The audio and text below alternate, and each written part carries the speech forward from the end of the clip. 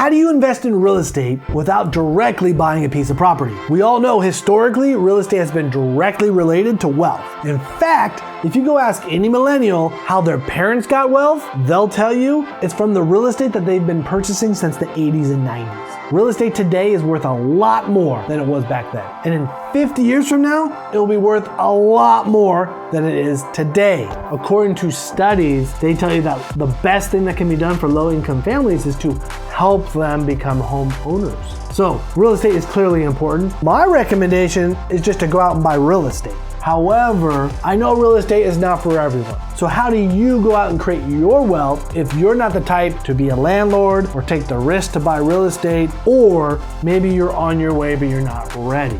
No, she wasn't ready. So how do you invest for your future over the next few decades to create your wealth through real estate without buying a piece of property? I'm gonna share with you 7 ways that you can invest in real estate indirectly. Now don't forget, like and subscribe, and let's get into it.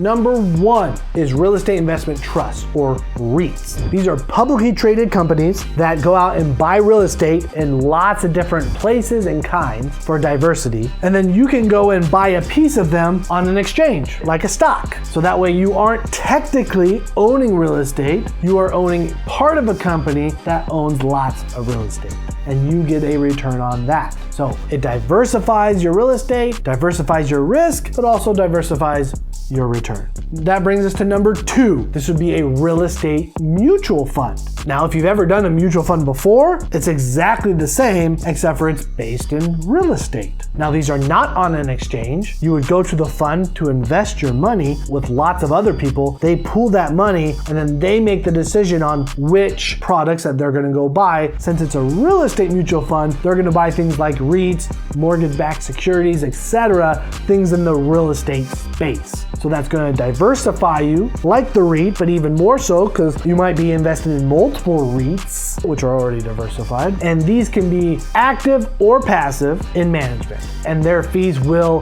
vary accordingly. Now that leads us to the 3rd option, which is a real estate exchange traded fund. These are super identical to a mutual fund. They invest in the same things, multiple REITs, mortgage-backed securities, etc. They can be active or passively managed. Typically the difference is these ETFs are typically more likely to be passive while mutual funds active, but ETFs are traded in an exchange like a stock. So you're buying these from another investor rather than a mutual fund. You would go to the fund itself to invest your money. Both quite diversified. Both will give you a similar return, more or less. This leads us to number 4. This is where things start to change a little bit. This would be crowdfunding real estate on a platform. Platform meaning online hub where everyone can go, and crowdfunding meaning lots of people giving lots of money. So they would put a description about what they're going after, a big apartment building, could be multiple, could be developments, could be all sorts of things. Let them know how many people that they would like to have enter the fund and how much money they're looking to raise. Then once all that money has been committed, they will go out and buy that property, go do that project with those funds, and you will get whatever return was promised. Whether it be a return on your money, whether it be a certain amount of ownership, they can offer lots of different things.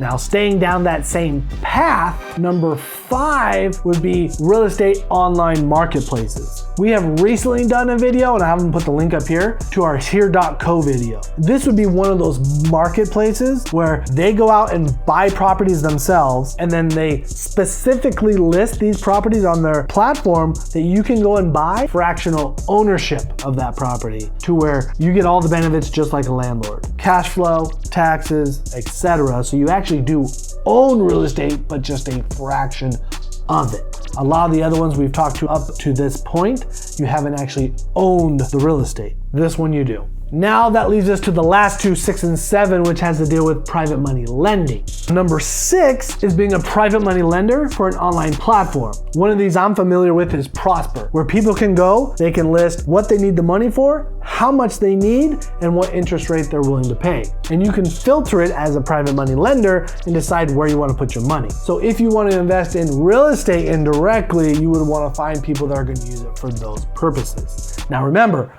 this would not be backed up by real estate in any way, so you're not really investing in real estate just the purpose of the money was for real estate. And that leads us to number 7, being a private money lender for an individual or a small group. We've recently done a video on this, so I'll have them put the link up here, but it takes money to make money in real estate. It just doesn't have to be the investor's money. If we keep buying properties, eventually we'll have parked or invested all of our money in really smart assets, making us money. So we would have a need for additional funding. Other groups can go out and create small funds like Grant Cardone, Beardy Brandon, Ryan Pineda, where they want to go out and buy a large multifamily unit, and they can create a fund that you as a private investor can bring money in to help them do that. Once they get the funds, they will then go buy the property and you get your guaranteed return.